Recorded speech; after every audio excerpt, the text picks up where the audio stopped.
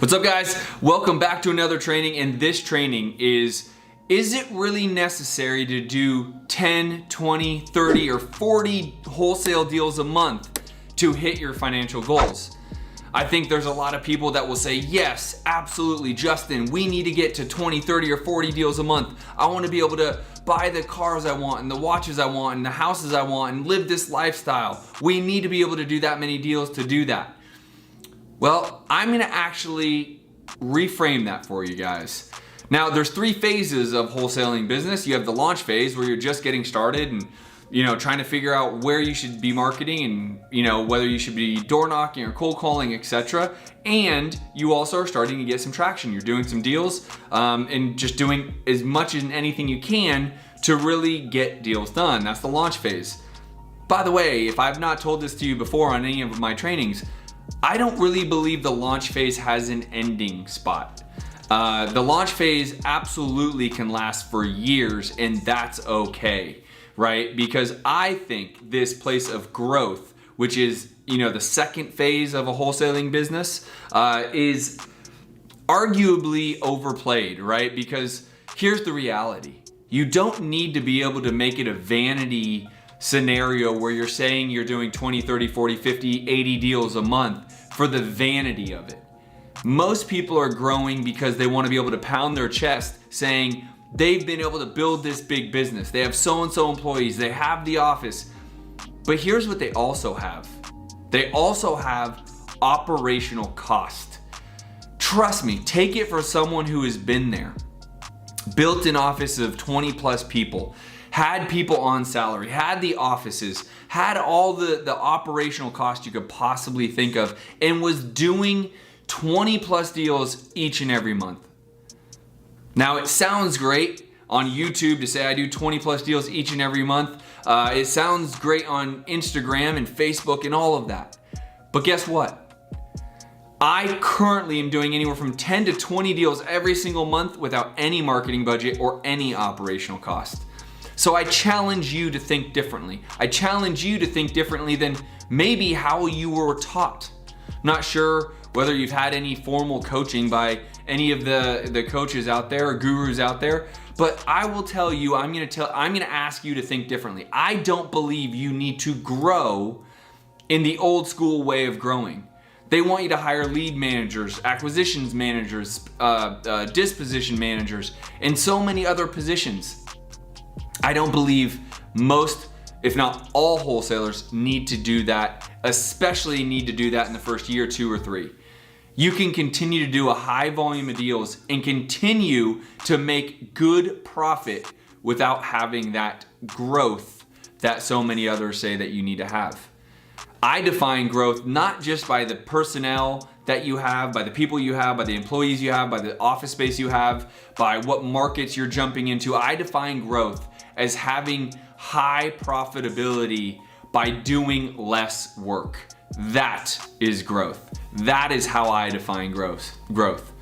You need to be able to do less work and maintain a high profitable business. Now you are growing, right? And so, if you are a wholesaler out there in launch phase, it's okay to stay in launch phase. I have a private client that I've been working with for years.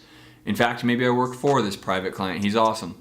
But the reality is he's doing multiple deals every single month. I think last year he almost broke the $1 million mark last year with one employee, and he was wholesaling. He's still technically in launch phase.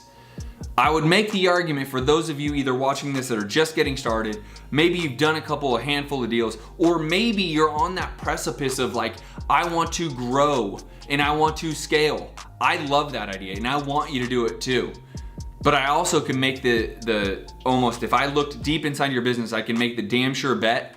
I could tell you would make more money with simply refining what you're currently doing in your business than you will if you go hire a lead manager, acquisition manager, etc. Because there's cost to that. And we're not in this business just so you can say you do 30, 40, 50, 60 deals a month, or you're in 15 markets. That's not why we're in this business. We're in this business to make money and take that money and reinvest it into rental properties most likely, so you can create wealth. That's why I'm in it, and that's why I know thousands, if not tens of thousands that I've spoken with and talked to and trained over the years are also in it. So I'm assuming that's why you're in it too.